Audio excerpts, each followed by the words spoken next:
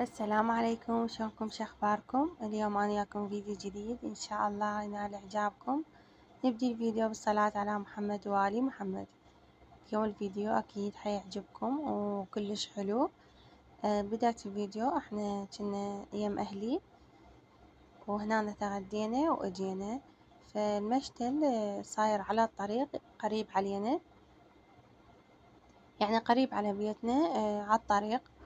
فهنا نزلنا حتى ناخذ كم زرعاية، وهنا أخذنا هذا الورد 3 ب5 3 سنادين، وأخذنا وحدة رارنجة ووحدة ليمونة 2 ب5 هذني. طبعا أنا كلش أحب الزرع بس ما عندي مساحة يعني أزرع، فمخليتهم بالسنادين. هنا خليت هذا الورد يم باب الاستقبال، وكلش حلوات والله. هذني صورتهن أول ما جبتهن. هذه الوردة وهذه الصبارة لا جايبينها قبل فترة وهميتهن ب5.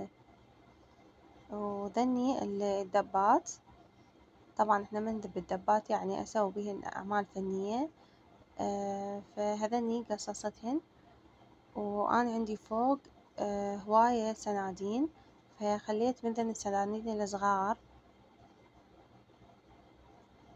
فرغتهن بذني الدبات بهذا الشكل ونزلتهن وخليت بهن هذا الورد. طبعا عندي هذه الوردة الحمراء شوية تعبانة وبعد ما أعرف، وهيك صار شكلهن. وبالنسبة للتراب كان بديك الفترة عندنا بناء وزاد، فصعدت بالسنادين فوق، يعني خليت بالسنادين تراب وخليت من فوق، يعني كل ما أحتاج من عندهن أنزل.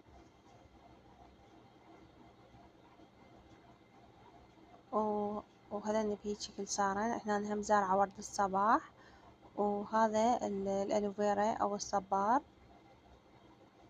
طبعا هن ذني أنا جذرتهن والحمد لله صارن يعني ما ماتن.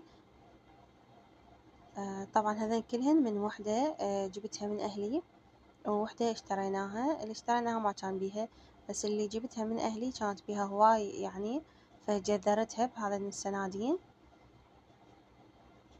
والحمد لله صارن. فهذين السنادين أنا مخليتهن فوق يعني على الحائط. فكل فترة يعني بين يوم ويوم، كل يومين، كل 3 أيام أنزلهن، أسقيهن مي وأرجعهن فوق. هنا السندانة اللي أشوف فيها مي ما أخليلها مي هواي حتى لا تموت،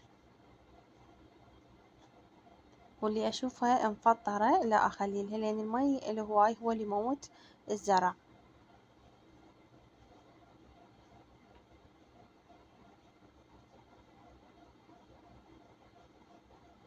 وإذا تردون همين روتيني بعناية الزرع هم إن شاء الله حنزلكم إياه بفيديو.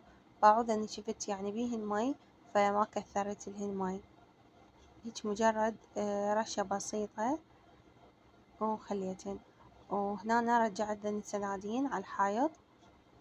طبعا هذا الحائط مال البرة يعني على الشارع صاير، فهيج صار بهذا الشكل. وهذني السنادين الفوق اللي عندي كل فترة أنزل من عندهن، يعني من أريد أجذر أو من أحتاج تراب فآخذ من عندهن. ولهنا يكون الفيديو خلاص، أشوفكم الفيديوهات الجاية، مع السلامة.